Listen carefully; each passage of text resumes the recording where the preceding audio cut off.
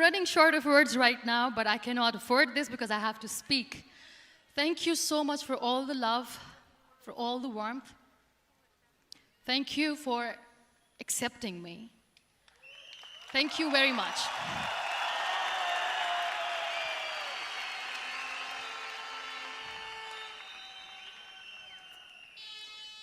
Well, I always start my talk with a disclaimer. And that disclaimer is that I've never claimed to be a motivational speaker. Yes, I do speak, but I feel more like a storyteller because wherever I go, I share a story with everyone. Well, it is a story of a woman whose perfectly imperfect life made her who and what she is today. It's the story of a woman who, in pursuit of her dreams and aspirations, made other people realize that if you think that your life is hard and you're giving up on that because you think your life is unfair, think again.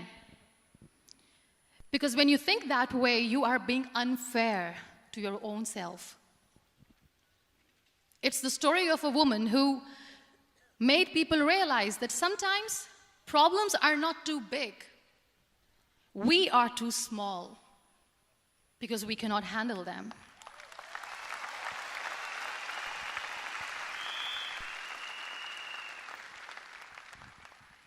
It is the story of a woman who with time realized that real happiness doesn't lie in success, money, fame. It lies within. Real happiness lies in gratitude. So I am here, and I'm going to share the story of that woman. That is my story. The story of gratitude.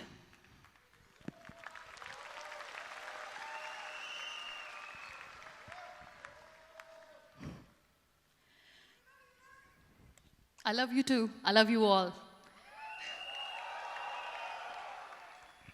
I believe in the power of words.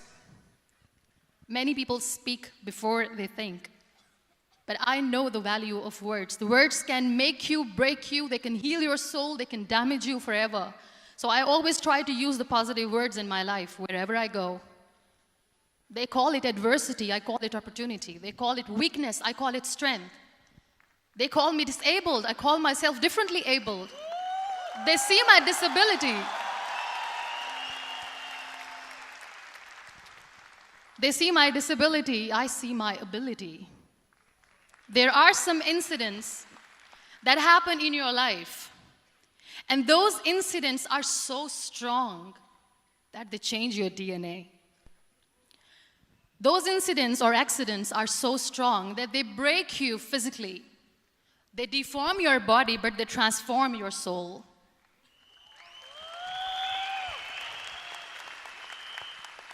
Those incidents break you, deform you, but they mold you into the best version of you. And the same thing happened to me. And I'm going to share what exactly happened to me.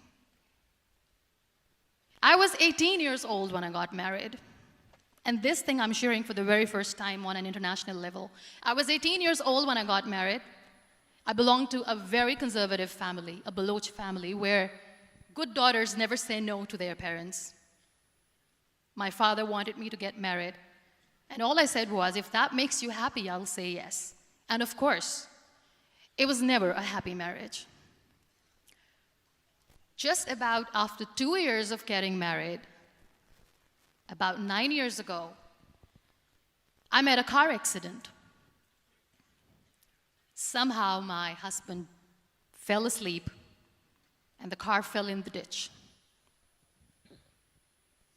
He managed to jump out, saved himself. I'm happy for him. But I stayed inside the car and I sustained a lot of injuries. The list is a bit long. Don't get scared. I'm perfectly fine now. Radius ulna of my right arm were fractured. The wrist was fractured. Shoulder bone and collarbone were fractured. My whole rib cage got fractured. And because of the rib cage injury, lungs and liver were badly injured. I couldn't breathe. I lost urinary bowel control. That's why I have to wear the bag wherever I go. But that injury that changed me and my life completely as a person and my perception towards living my life was the spine injury. 3 vertebrae of my backbone were completely crushed, and I got paralyzed for the rest of my life. So this accident took place in a far-flung area in the outskirts of a very small province, Balochistan, where there was no first aid, no hospital, no ambulance. I was in the middle of nowhere in that toppled car. Many people came to rescue. They gave me CPR. They dragged me out of the car. And while they were dragging me out, I got the complete transection of my spinal cord. And now there was this debate going on. Should we keep it here? She's going to die. Where should we go? There is no ambulance. There was this 4-wheeler Jeep standing in the corner of the street. They said, put her in the back of the Jeep and take her to the hospital, which is 3 hours away from this place. And I still remember that bumpy ride. I was all broken. They threw me at the back of the Jeep and they rushed me to the hospital. That is where I realized that my half body was fractured and half was paralyzed. I finally ended up in a hospital where I stayed for 2.5 months. I underwent multiple surgeries. Doctors have put a lot of titanium in my arm. There's a lot of titanium at my back to fix my back. That's why people in Pakistan call me the Iron Lady of Pakistan.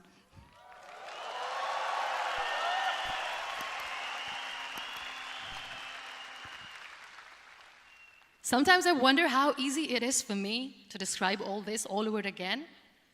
And somebody has rightly said that when you share your story and it doesn't make you cry, that means you have healed.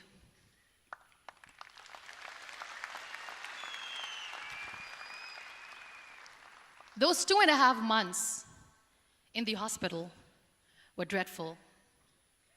I will not make up stories just to inspire you. I was at the verge of despair. One day, doctor came to me and he said, well, I heard that you wanted to be an artist, but you ended up being a housewife. I have a bad news for you. You won't be able to paint again because your wrist and your arm are so deformed, you won't be able to hold a pen again. And I stayed quiet. Next day, doctor came to me and said, your spine injury is so bad, you won't be able to walk again. I took a deep breath and I said, it's all right. The very next day, doctor came to me and said, because of your spine injury and the fixation that you have in your back, you won't be able to give birth to a child again. That day, I was devastated. I still remember, I asked my mother, why me? And that is where I started to question my existence. Why am I even alive? What's the point of living? I cannot walk, I cannot paint, fine, I cannot be a mother. And we have this thing in our heads, being women, that we are incomplete without having children. I am going to be an incomplete woman for the rest of my life. What's the point? People are scared. They think I will get divorced. What is going to happen to me? Why me? Why am I alive? We all try to chase this tunnel. We all do this because we see light in the end of the tunnel, which keeps us going. My dear friends, in my situation, there was a tunnel that I had to roll on, but there was no light. And that is where I realized that the words have the power to heal the soul. My mother said to me, this too shall pass. God has a greater plan for you. I don't know what it is, but He surely has.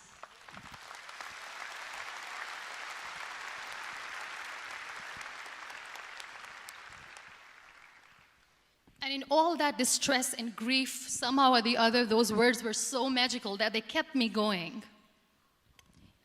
I was trying to put that smile on my face all the time, was hiding. It was so hard to hide the pain, which was there.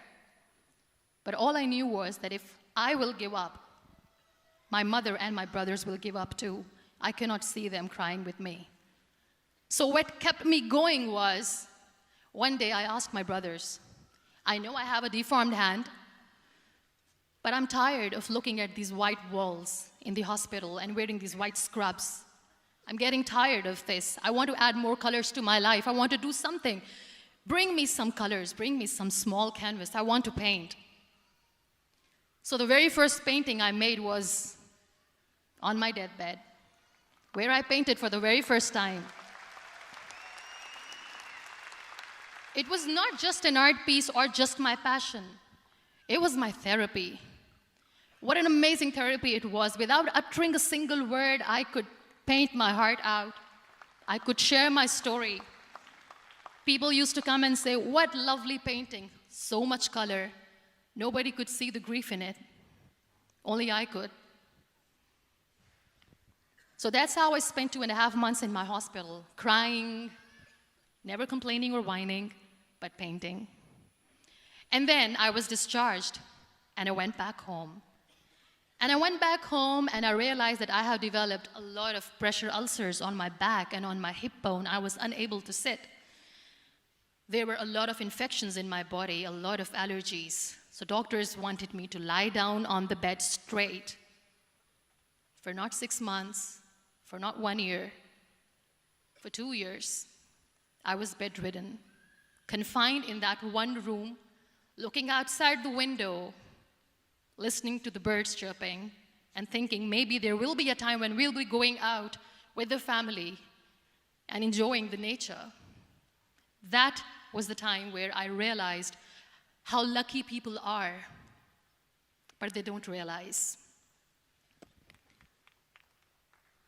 That is the time where I realized that the day I'm going to sit, I'm going to share this pain with everyone to make them realize how blessed they are, and they don't even consider them lucky.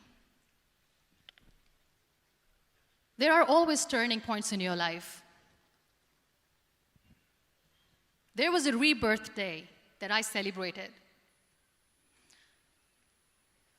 After 2 years and 2.5 months, when I was able to sit on a wheelchair, that was the day when I had the rebirth. I was a completely different person. I still remember the day I sat on the wheelchair for the first time, knowing that I'm never going to leave this, knowing that I won't be able to walk for the rest of my life. I saw myself in the mirror, and I talked to myself. And I still remember what I said. I cannot wait for a miracle to come and make me walk.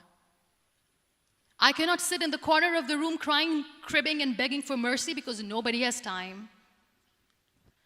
So I have to accept myself the way I am. The sooner, the better. So I applied the lip color for the first time.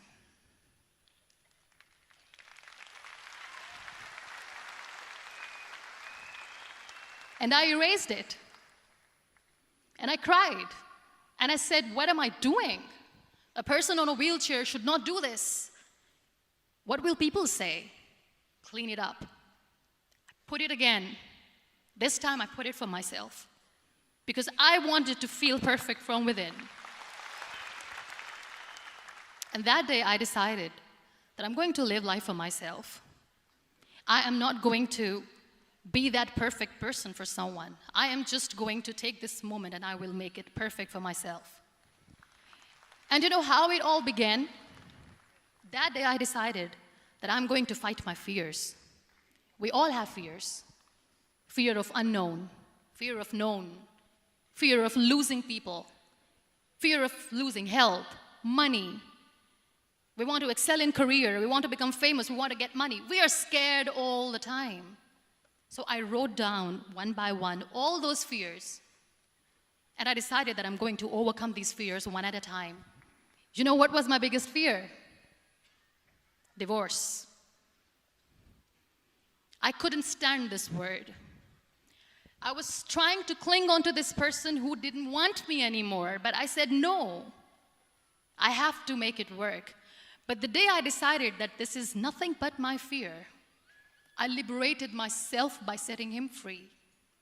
And I made myself emotionally so strong that the day I got the news that he's getting married, I sent him a text. that I'm so happy for you and I wish you all the best. And he knows that I pray for him today.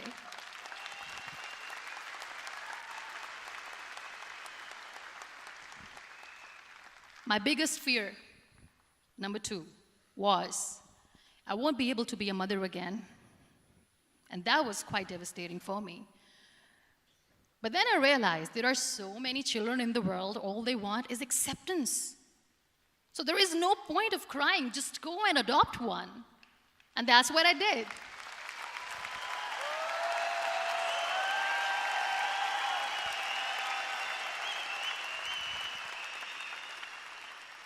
I gave my name in different organizations, different orphanages. I didn't mention that I'm on a wheelchair, dying to have a child. So I just told them that this is Muniba Mazari and she wants to adopt a boy or girl, whatsoever, but I want to adopt a kid. And I waited patiently. 2 years later, I got this call from a very small city in Pakistan. I got a call and they said, "Are you Muniba Mazari? There is a baby boy and would you like to adopt?" And when I say yes, I could literally feel the labor pain. I said, yes, yes, I am going to adopt him. I am coming to take him home.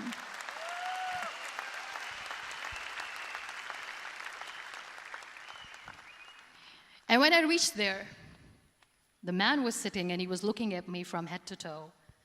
And in back of my head, I kept thinking that, oh my God, he's going to say she's on the wheelchair, she doesn't deserve it.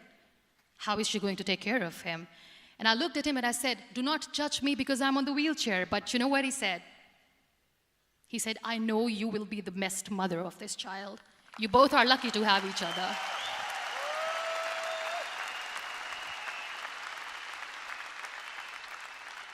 And that day, Niall was 2 days old, and today he's 6.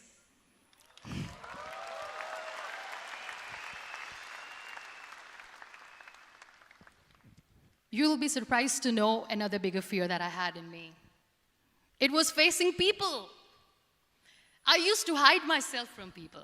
When I was on bed for 2 years, I used to keep the door closed. I used to pretend that I'm not going to meet anyone, tell them that I'm sleeping.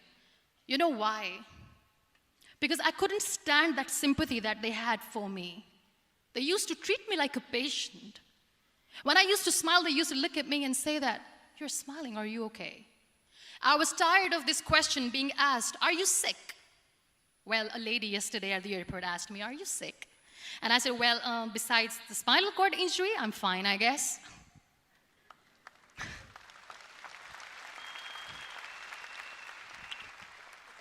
But those are really cute questions. They never used to feel cute when I was on the bed. So I used to hide myself from people, knowing that, oh my God, I'm not going to see that sympathy in their eyes. It's all right. And today I'm here speaking to all these amazing people because I have overcome the fear.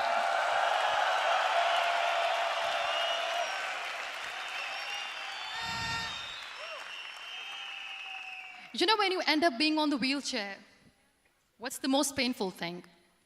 That's another fear that people on the wheelchair, or the people who are differently abled, have in their hearts, but they never share. I'll share that with you. The lack of acceptance. People think that they will not be accepted by the people because we, in the world of perfect people, are imperfects. So I decided that instead of starting an NGO for disability awareness, which I know will not help anyone, I started to appear more in public. I started to paint. I always wanted to. I have done a lot of exhibitions. I'm Pakistan's first wheelchair-bound artist. I have done a lot of modeling campaigns, different campaigns for brands like Tony and Guy.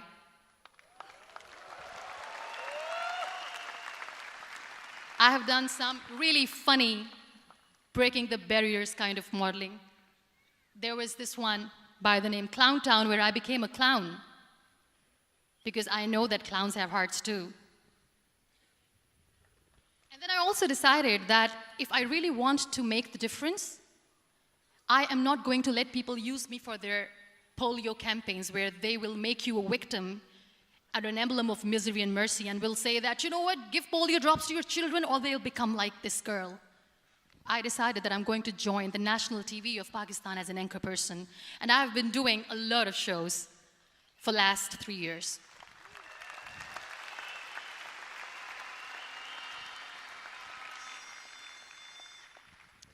So when you accept yourself the way you are, the world recognizes you. It all starts from within. Thank you. I became the National Goodwill Ambassador for UN Women Pakistan, and now I speak for the rights of women, children. We talk about inclusion, diversity, gender equality, which is a must. I was featured in BBC 100 Women for 2015. I'm one of the Forbes 30 under 30 for 2016. And it all didn't happen alone. You all are thriving in your careers. You have bigger dreams and aspirations in life. Always remember one thing. On the road to success, there is always we, not me. Do not think that you alone can achieve things. No. There is always another person who is standing behind you, maybe not coming on the forefront, but behind you, praying for you and supporting you. Never lose that person. Never.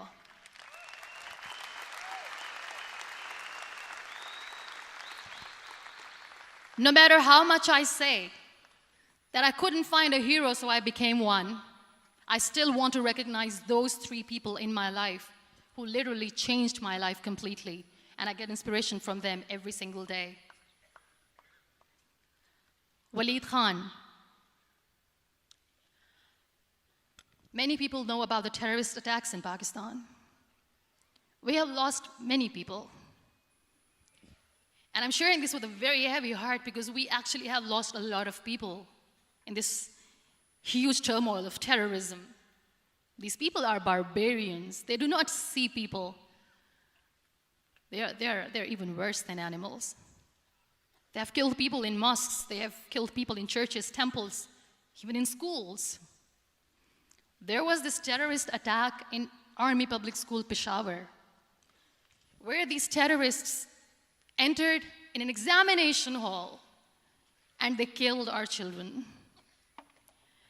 And in that attack, that day, this beautiful boy, Waleed Khan, who was my hero, my real life hero, was the proctor who was taking care of the students, was keeping an eye on the students.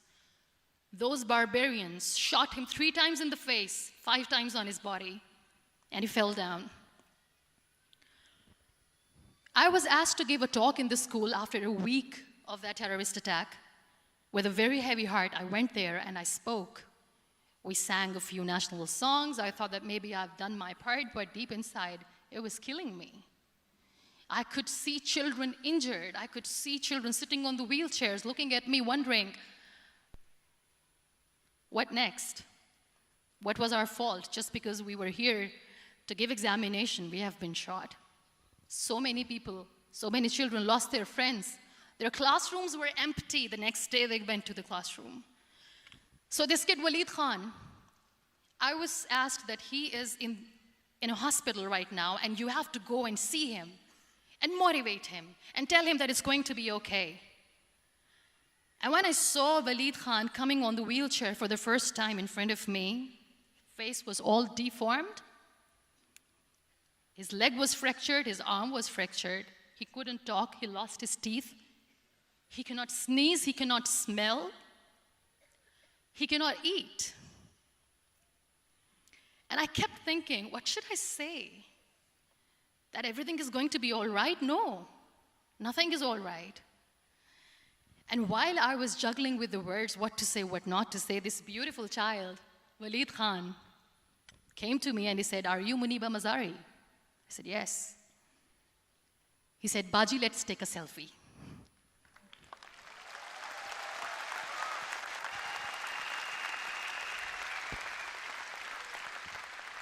And with that beautiful, toothless smile of Waleed Khan, we took that beautiful selfie that I still have with me. I don't share that here because he was in a very bad shape that time. And that is where I realized that when I was thinking too much about his deformities, he's happy with himself. He doesn't even care. Because today he goes in the same school, and when somebody asks him that what happened to your face, why so many scars, you know what he says? "These scars are my medals and I wear them with pride."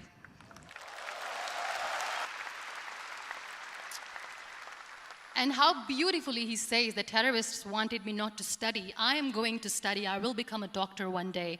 And this is my way of taking revenge from those terrorists. Another real-life hero, of course, my son. His name is Nile, N-I-L-E, River Nile. I learned so much from this kid. The first and foremost thing is patience. How to be patient when you know that your mother cannot walk, when you know that your mother is different from the other women, when you know that your mother cannot go out and play with you, how to stay calm. He loves football.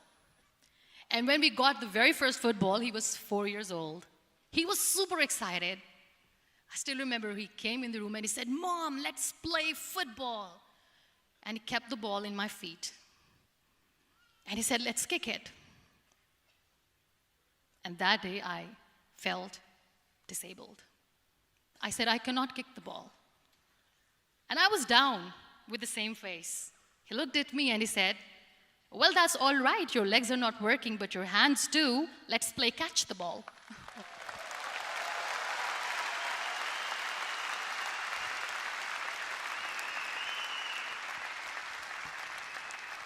You know what? That day, he made me realize that when you think your glass is half empty, come on, your glass is half full. It's all in here and here. Last but not least, the woman who made me realize that heroes have no gender. The woman who believed in me even when I was completely at the verge of despair, where everybody left, she was there. And every time I looked at her, without saying anything, she used to look at me and said, "This too shall pass. God has a bigger plan. And one day you will say that, oh my God, that is why God has chosen me." She never cried in front of me. She has always said that there will be haters, there will be naysayers, there will be disbelievers, and then there will be you proving them wrong. My mother.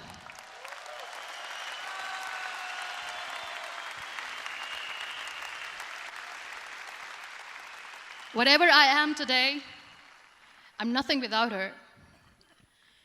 I'm nothing without her. Thank you, Mama. I wish you were here. Thank you for making me who I am today.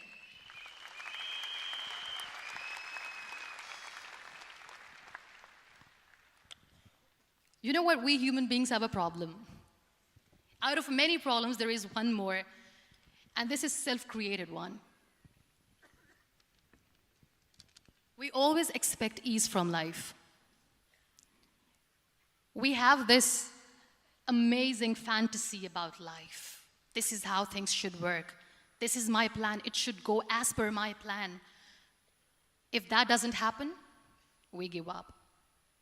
So my dear friends, let me tell you one thing. I never wanted to be on the wheelchair. Never thought of being on the wheelchair. I was always aspiring to do bigger things, but had no idea that for that I have to pay the price to be where I am today. It's a very heavy price. This life is a test and a trial, and tests are trials are never supposed to be easy. So when you're expecting ease from life, and life gives you lemons, then you make the lemonade, and then do not blame life for that, because you were expecting ease from a trial. Trials make you a stronger, better person. Life is a trial, and with time you realize that.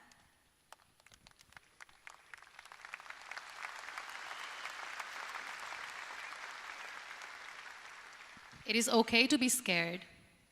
It is okay to cry. Everything is okay, but giving up should not be an option. They always say that failure is not an option. Failure should be an option, because when you fail, you get up, and then you fail, and then you get up, and that keeps you going. That's how humans are strong.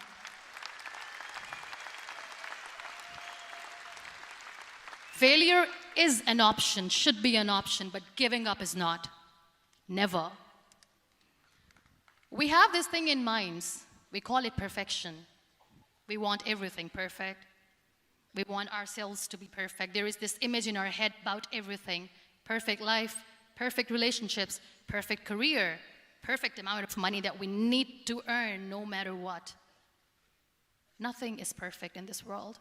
We all are perfectly imperfect, and that is perfectly all right. That's all right. We were sent here not to become the perfect people. Those people who tell you how to look perfect, even those people are imperfect. Trying to fight this fear of looking imperfect. I used to be perfect. I still remember. I got this compliment years ago when I used to walk. Oh my God, look at you. You're fair, you're tall, you're perfect. Look at me now. You're still perfect. Only the perfect eyes can see that. Only the perfect eyes will see that. Only the perfect eyes will see that. So yes, in all those imperfections, you have to listen to your heart. You don't have to look good for people. You don't have to be perfect just because other people want you to be perfect. If your soul is perfect from within, that's all right. This is all what you want. This is all what you need to be. Our society has made very weird kind of norms to look perfect and great. For men, it's different. For women, it's different. We think too much about what people say. We listen to ourselves too little. You know what makes you perfect? When you make someone smile. You know what makes you perfect? When you try to do something good for the people around you. You know what makes you perfect? When you feel someone's pain. And how beautiful pain is that it connects you with people. No other medium can connect you with others but pain. That's why I always say that I'm in pain, and that's a blessing in disguise for me. Today, just because I'm in pain and I'm on the wheelchair, I work for children. Being the head of CSR for a company, we conduct medical camps in far-flung areas of Pakistan where so many kids die because they don't have medical facilities. And I personally believe just because they cannot afford to live doesn't mean we'll let them die. So we give them money, we give them medical treatment, we try to heal their wounds, physical and emotional. And I also work for the beautiful people, we call them third gender, the transgender community of Pakistan. You know what connects me with them? All my imperfections. When I go and I hug them, they never judge me. And this very good friend of mine, her name is Bijli. Bijli means electricity. She calls herself electricity. And I said, are you electricity? She says, no, I'm lightning. I'm as strong as lightning. Because we have very bad power outage, so she doesn't want me to call her electricity. So she says, I am very strong. I'm thunder, I'm lightning. She came to me, and the first time I hugged her, she said, you are just like me. And I said, yes, I am like you. Because to people, we are so imperfect. So how beautiful these imperfections are, that because of these imperfections, you can connect with people. Then why are we all running after being perfect? What's the point?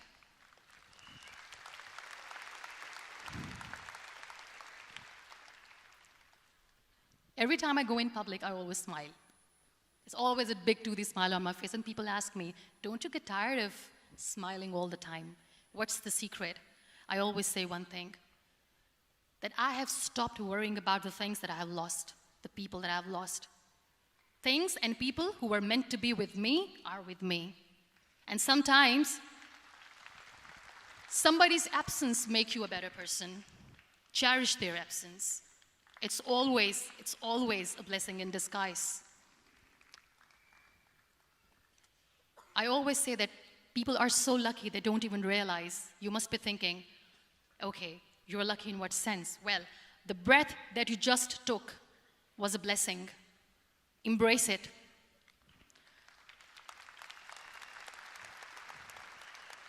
There are so many people in the world who are dreaming to live a life that you are living right now. You have no idea. Embrace each and every breath that you are taking. Celebrate your life. Live it. Don't die before your death. We all die.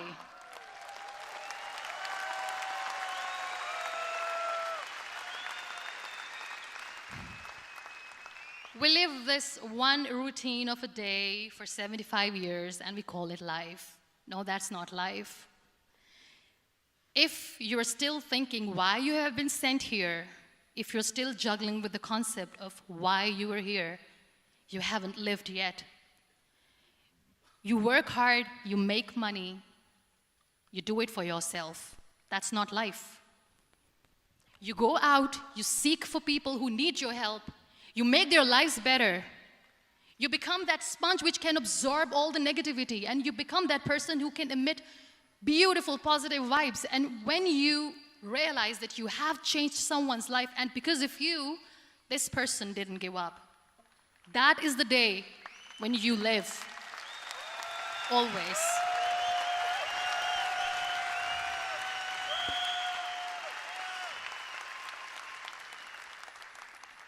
We were talking about gratitude, why I smile all the time. I cry all night when nobody sees me, because I'm a human and I have to keep the balance. And I smile all day because I know that if I will smile, I can make people smile. That keeps me going.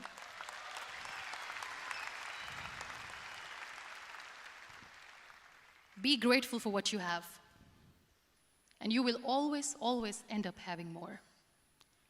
But if you'll cry and if you'll crib for the little things that you don't have or the things that you have lost, you will never ever have enough.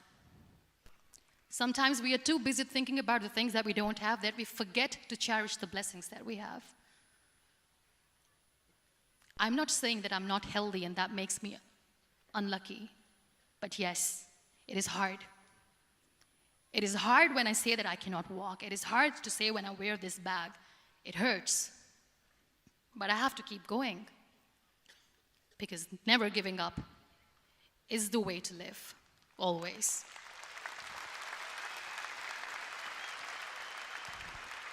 So I'll end my talk on a very short note.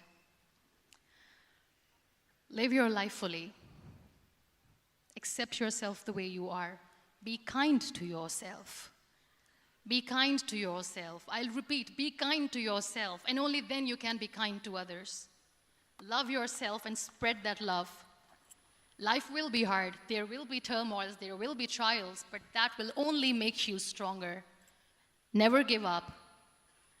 The real happiness doesn't lie in money or success or fame. I have this all, I never wanted this. Real happiness lies in gratitude. So be grateful, be alive, and live every moment